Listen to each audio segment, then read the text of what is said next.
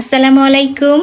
আমি Faria Faris family blog YouTube channel থেকে নতুন দিনে নতুন আরও একটি ব্লগ ভিডিও নিয়ে আপনাদের মাঝে কাছে এবং দূরে যে যেখান থেকে আমার আজকের ভিডিওটি দেখা শুরু করেছেন, আশা করি সবাই আল্লাহর রহমতে ভালো আছেন, পরিবার পরিজন নিয়ে নিরাপদে আছেন। আলহামদুলিল্লাহ, আমিও আমার পরিবার পরিজন নিয়ে ছানাপোনাদেরকে নিয়ে ভালো আছি। সকালে নাস্তা করে আপসিকে স্কুলে পাঠিয়ে চলে এলাম আমার এই ছোট্ট বারান্দা বাগানে। তো বারান্দাতে এসে কিন্তু অনেক খুশি লাগছে। আমার এই ছোট্ট গোলাপ গাছটাতে অনেক অনেক ফুল ফুটেছে, মাশাআল্লাহ। আমার অনেক দিনের একটা ইচ্ছা ছিল আমার বারান্দাতে একটা গোলাপ গাছ থাকবে, 12 মাসে অনেক ফুল ফুটবে। তো এটা যেহেতু দেশি একটা গোলাপ গাছের চারা, 12 মাসই ফুল ফোটে। গোলাপগুলো দেখতে ছোট হলেও কিন্তু অনেক অনেক ঘ্রাণ, আর মাশাআল্লাহ অনেক অনেক ফুল ফুটেছে গাছে, এখন অনেক অনেক কলি আছে। আর এই তো আমার বাগান বিলাস গাছেও দেখলাম ফুল ফোটা শুরু করেছে, কিন্তু উপর থেকে এত বেশি ময়লা ফেলে, দেখা যায় বিশেষ করে চুল পড়ে আটকে থাকে গাছের ডালে। তো টেনে টেনে পরিষ্কার করতে আসলে অনেক কষ্ট হয়। তো এদিক সেদিক দিয়ে ময়লা ফেলাটা আসলে ঠিক না। উপর থেকে যারা ময়লা ফেলেন বা এই যে চুল আশ্রিয়ে ফেলেন, ব্যাপারটা খুবই দুঃখজনক। তো যাই হোক, বারান্দা থেকে চলে এলাম বেডরুমে। আমি সবসময় দুপুরে রান্না করতে যাওয়ার আগে আমার বাসাটাকে সুন্দর করে পরিপাটি করে গুছিয়ে নেই। আজকে অনেক দিন পরে আমার বেডরুমটাকে সুন্দর করে একদম পরিপাটি করে নতুন জিনিস দিয়ে গুছিয়ে নিব।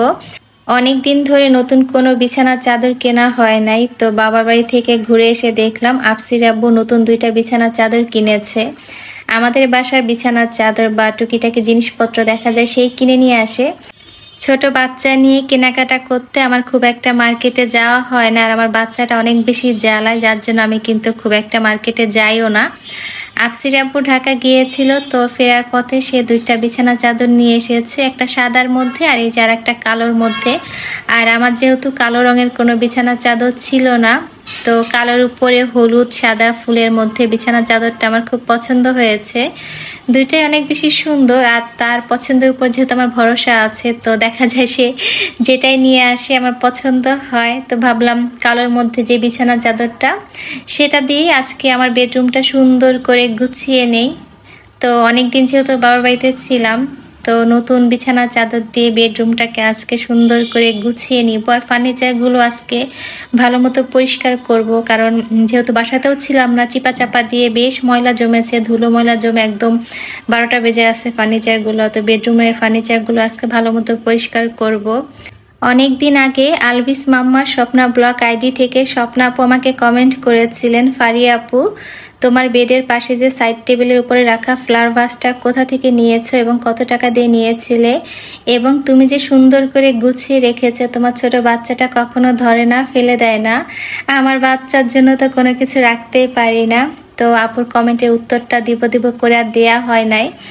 তো স্বপ্না আপু, আমি আমার এই ফ্লাওয়ার ভাসটা মিরপুর 2 থেকে নিয়েছিলাম। প্রায় 2 থেকে আড়াই বছর আগে 250 টাকা দিয়ে ফ্লাওয়ার ভাসটা কিনেছিলাম। আলহামদুলিল্লাহ, আমার ছোট্ট ছানা কিন্তু কখনো ফ্লাওয়ার ভাসে হাত দেয় না। তবে সাইড টেবিলের উপর রাখা যে মুনলাইটটা নিয়ে সে মাঝে মধ্যে খেলে, আবার ঘড়িটা নিয়ে খেলে, কিন্তু কখনো ফ্লাওয়ার ভাসে হাত দেয় না।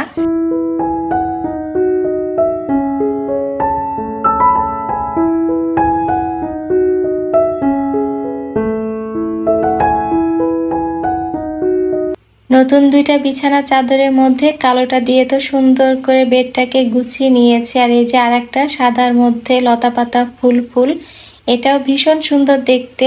কিং সাইজের একটা বিছানার চাদর, আর সাথে কিন্তু 2টা বালিশের কভার। তো বালিশের কভার 2টাও কিন্তু বেশ বড় দেখতে। আমার কাছে মনে হচ্ছিল এটা দিয়ে কবে আমি আমার বেডটাকে গুছিয়ে নিব। তো মনে হচ্ছিল এখান থেকে যে কোনো একটা কালার ম্যাচ করে যদি পর্দা তৈরি করে নেওয়া যায় বা বেডরুমটাকে সুন্দর করে গুছিয়ে নেওয়া যায়, দেখতে ভীষণ ভালো লাগবে। তাই হচ্ছে আমার আজকে 2টা নতুন বিছানার চাদর। তো 2টাই ভীষণ সুন্দর দেখতে। আমার ভিডিওর এই পর্যায়ে এসে আপনাদের কাছে ছোট্ট একটা অনুরোধ করতে চাই, আমার ভিডিওটি যারা দেখা শুরু করেছেন প্লিজ একটা লাইক দিবেন যদি আমার ভিডিওর কোনো অংশ আপনাদের কাছে একটু হলেও ভালো লাগে। আর যারা প্রথম আজকে আমার ভিডিও দেখছেন, আমার চ্যানেলে নতুন, চাইলে কিন্তু আমার এই ছোট্ট চ্যানেলটি সাবস্ক্রাইব করে পাশে থাকতে পারেন। ইদানিং ভিউজ এবং লাইকের অবস্থা দেখে সত্যি ভিডিও করার আগ্রহ হারিয়ে ফেলি। লাইক এত বেশি কম হয়, আর ভিউজের কথা কি আর বলবো। তো যারা আমার ভিডিও দেখছেন এখন আমার সাথে আছেন এবং আমার কথাগুলো শুনছেন, প্লিজ প্লিজ একটা লাইক দিবেন। আপনাদের একটা লাইক কিন্তু আমার ভিডিওটি নতুন অনেকের কাছে পৌঁছাতে সাহায্য করবে। বিয়ে সংসার হওয়ার আগে মেয়েরা যখন শপিং এ যায় দেখা যায় জুতো, স্যান্ডেল, কসমেটিক্স কেনার প্রতি বেশি দুর্বল থাকে। আমার মনে আছে আমি যখন শপিং এ যেতাম বা কোনো মেলাতে যেতাম, স্যান্ডেল কিনে নিয়ে আসতাম। স্যান্ডেল কেনার প্রতি আমি অনেক বেশি দুর্বল ছিলাম। আমার কাছে স্যান্ডেল কিনতে ভীষণ ভালো লাগতো। আবার যখন কোথাও বেড়াতে যেতাম, আগে কোন স্যান্ডেলটা পরবো, তো সেই স্যান্ডেলটা বা জুতোটা পরিষ্কার আছে কিনা এটা চেক করতাম। আর বিয়ের পরে বা সংসার হওয়ার পরে শপিং এ গেলে দেখা যায় হাঁড়ি, পাতিল, থালা, বাসন বা এই যে ঘর সাজানোর জিনিসপত্র আমরা কিনি, এগুলো কেনার প্রতি অনেক বেশি দুর্বল থাকি যে কি কিনতে হবে, ঘরের জন্য নতুন কি কেনার দরকার, এগুলো কিন্তু আমাদের মাথার মধ্যে সারাক্ষণ ঘুরপাক খায়। তবে কেনাকাটার ক্ষেত্রে আমি একটু হিসাবেই, দেখা যায় যে জিনিসটা আমার আছে দ্বিতীয়বার আমি সেই জিনিসটা কিনি না। আবার দেখা যায় যে জিনিসগুলো আমার খুব বেশি প্রয়োজন সেগুলোই কিনি, যেগুলো খুব একটা প্রয়োজন নাই বা না হলেও চলে সেই জিনিসটা আমি কিনি না, বাপসির আব্বুকে বারণ করে যে কেনার দরকার নাই। শৌখিনতা ভালো, তবে সেটা যেন বিলাসিতার দিকে না যায় এই বিষয়টা আমি ভীষণ খেয়াল রাখি। কোনো একটা জিনিস হয়তো পুরনো হয়ে গিয়েছে কিন্তু এখনো নষ্ট হয় নাই, আমি কিন্তু ফেলে দেই না বা ওটাকে বাতিল করি না, ব্যবহার করতে থাকি। আমার কাছে কোনো জিনিস পুরনো হয়ে গেলে ফেলে দিতে, বিশেষ করে সংসারের জিনিসপত্র, অনেক বেশি কষ্ট লাগে। মনে হয় যেন মায়ে পড়ে গিয়েছি। পুরনো জিনিস আঁকড়ে ধরা আমার স্বভাব। ছোটবেলায় বইতে পড়েছিলাম একটা বইয়ের আত্মকাহিনী, একটা চেয়ারের আত্মকাহিনী, একটা কলমের আত্মকাহিনী।